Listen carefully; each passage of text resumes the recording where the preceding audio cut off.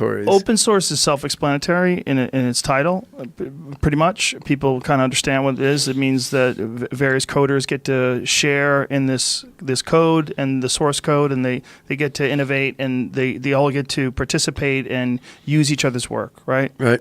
But blockchain is confusing for a lot of people. Yeah. Could you explain that?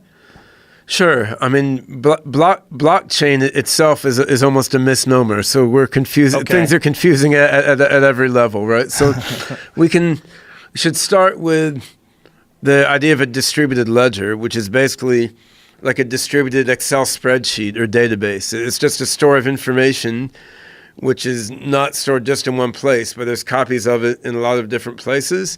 Every time my copy of it is updated, everyone else's copy of it has got to be updated. And then there's various bells and whistles like sharding, where it can be broken in many pieces, and each piece is stored many places or something. So that's a distributed ledger, and that's just distributed computing. Now, what makes it more interesting is when you layer decentralized control onto that. So imagine you have this distributed Excel spreadsheet or distributed database. There's copies of it stored in 1,000 places. But to update it, you need like 500 of those 1,000 people who own the copies to vote, yeah, let's do that update, right? So then you have a distributed store of data, and you have like a democratic voting mechanism to determine when all those copies can get updated together, right?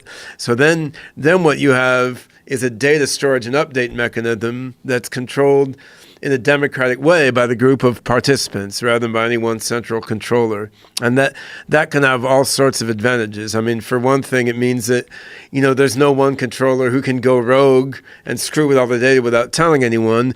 It also means there's no one who some lunatic can go hold a gun to their head and shoot them for what data updates were made, because it's controlled democratically by everybody, right? It has ramifications in terms of, legal defensibility. And I mean, you could have some people in Iran, some in China, some in the US, and updates to this whole distributed data store are made by democratic decision of all the participants. Then where cryptography comes in is when I vote, I don't have to say, yeah, this is Ben Goertzel voting for this update to be accepted or not.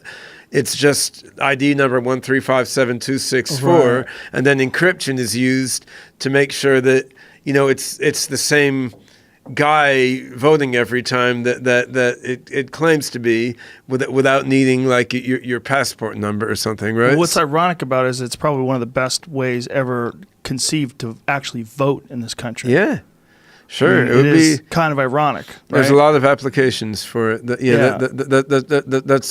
right. So that's the core mechanism. Now, where the blockchain comes from is like a data structure, where to store the data in this distributed database, it's stored in a chain of blocks, where each block contains data.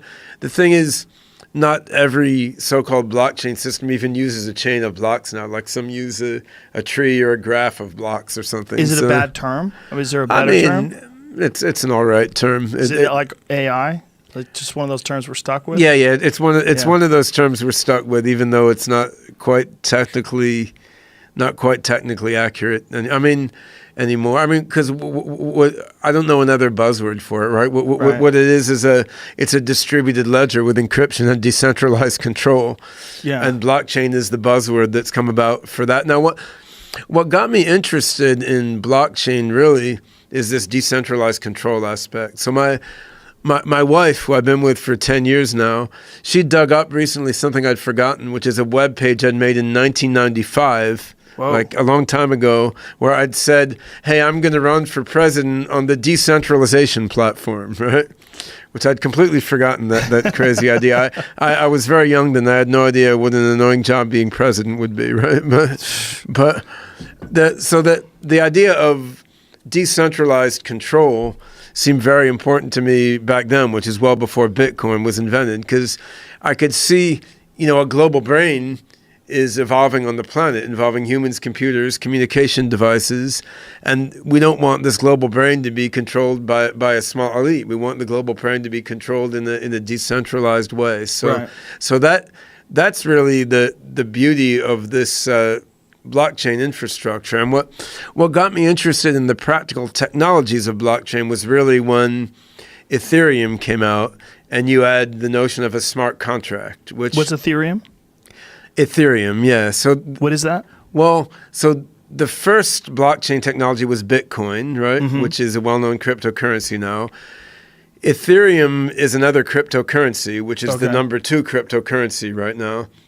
That's how out of the loop I am. Did you know about it?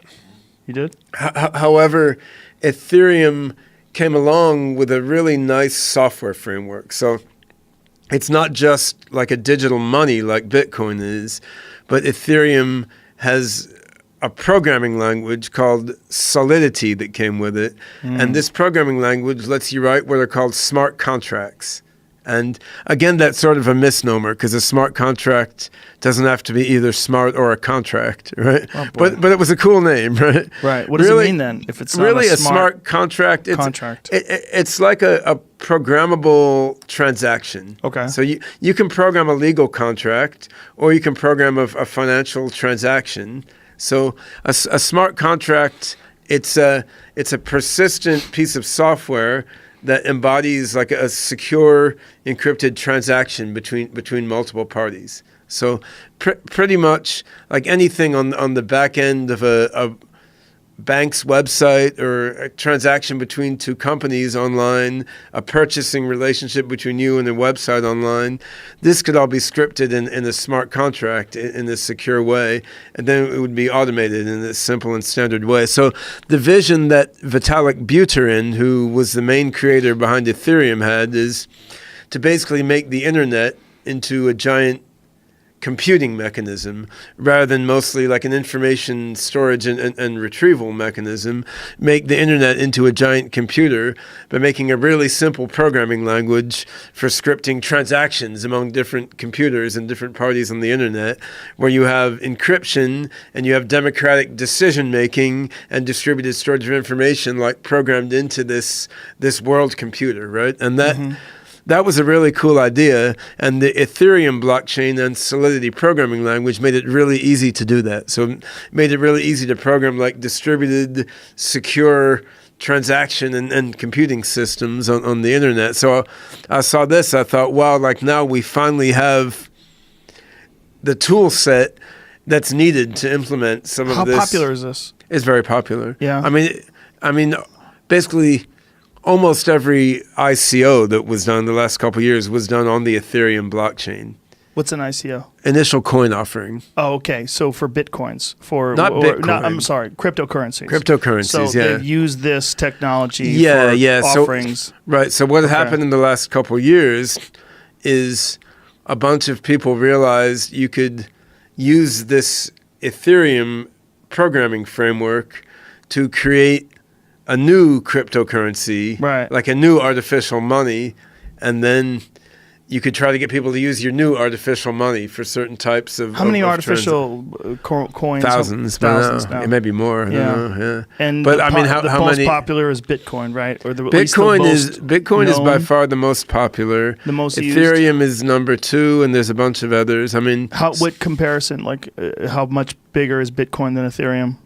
I don't know, factor Five times as of big? 3 to 5. So, Yeah. Well, I don't, maybe just a factor of 2 now. It's actually last year Ethereum almost took over Bitcoin. When Bitcoin started crashing? Yeah. Now Ethereum is back down. It might be half or a third of Bitcoin. Does that worry you, the fluctuating value of these things? Well, to my mind, creating artificial monies is one tiny bit of the potential of what you could do with the whole blockchain tool set. It happened to become popular initially, Right. because it's where the money is, right? I mean, Right, it is money, yeah. It is money, and that's interesting to people. Yes. But on the other hand, what it's really about is making a world computer. It's about scripting with a simple programming language all sorts of transactions between people, companies, whatever, all sorts of exchanges of information. So,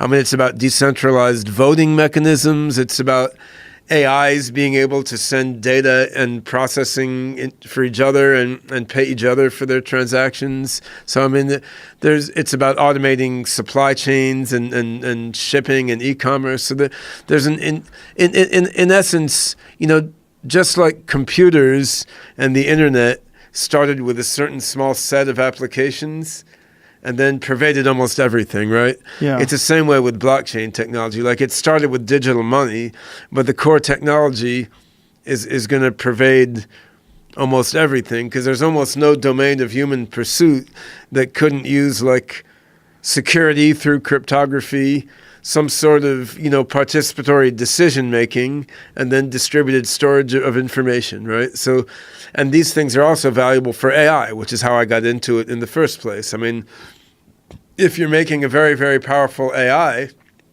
that is going to, gradually, through the practical value it delivers, will grow up to be more and more and more intelligent. I mean, this AI should be able to engage a large party of people and AIs in participatory decision-making. The AI should be able to store information, in a widely distributed way.